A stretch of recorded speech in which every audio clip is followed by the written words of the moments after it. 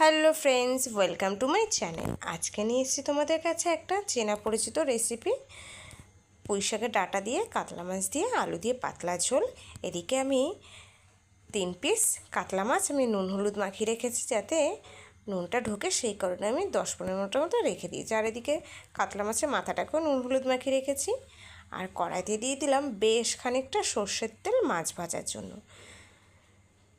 তেলটা দিয়ে আমি বেশ কিছুক্ষণ হাই ফ্লেমে তেলটাকে গরম করে নেবো। আর দিয়ে দিয়েছি একটুখানি নুন আর হলুদ যাতে মাছটা না লেগে থাকে, আর মাছ দেওয়ার সময় যাতে তেলটা না ছেটে, সেই কারণে এদিকে এক এক করে মাছটা দিয়ে দিয়েছি। ভালো করে মাছটাকে উল্টে পাল্টে করে কড়া করে ভেজে নিয়েছি। ভেজে আমি প্লেটে তুলে নিয়েছি। ওই তেলেই আমি আলুটাকে দিয়ে দিয়েছি আর ফোড়নে দিয়েছিলাম একটুখানি জিরে আর শুকনো লঙ্কা, সেটা আর দেখাইনি, ভিডিওটা করতে ভুলে গেছি, তাই জন্যই তোমাদের কাছে ক্ষমা চেয়ে নিচ্ছি। আর একটা মশলা রেডি করে নিলাম, আগে থেকেই করে রেখেছিলাম বেসিক যে মশলা, জিরে ধনের গুঁড়ো, হলুদ আর শুকনো লঙ্কার গুঁড়ো গুলিয়ে রেখেছিলাম জল দিয়ে, আর সেটা দিয়ে দিয়েছি। আর দিয়ে দিলাম আদা বাটা।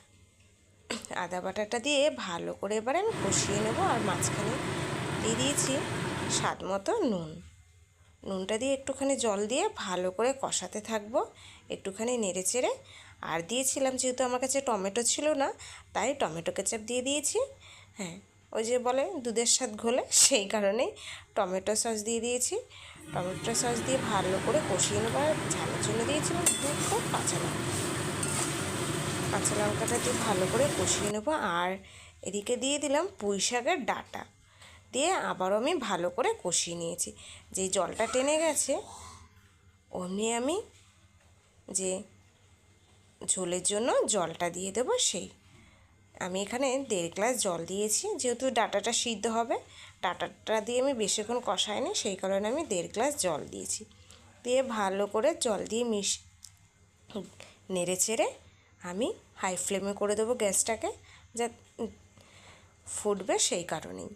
এদিকে বেশ কিছুক্ষণ ফোটার পরে যেই আলুটাও সিদ্ধ হয়ে গেছে, ডাঁটাটাও সিদ্ধ হয়ে গেছে, আর ঝোলটাও টেনে গেছে, দিয়ে দিলাম মাছটা ভেজে রেখেছিলাম। সেই মাছটা দিয়ে বেশিক্ষণ আর ফোটাবো না, যেহেতু ঝোলটা টেনে গেছে আর সব কিছু সিদ্ধ হয়ে গেছে, সেই কারণে হালকাভাবে মাছটাকে দিয়ে কোনো রকম ফুটিয়ে নেব। এদিকে আমার অলমোস্ট রেডি হয়ে গেছে কাতলা মাছের পাতলা ঝোল ডাঁটা দিয়ে। আমি এটা গরম ভাতের সাথে খেয়েছিলাম, আর ভাতের সাথে কিন্তু খেতে দারুণ লেগেছিল। সাথে ছিল একটুখানি লেবু। ভিডিওটি কেমন হলো জানিও। আর যদি ভালো লেগে থাকে তাহলে ভিডিওটা অবশ্যই লাইক করো, চ্যানেলটাকে অবশ্যই সাবস্ক্রাইব করো, পাশে থেকেও সাপোর্ট করো। তোমরাও এভাবে করতে পারো।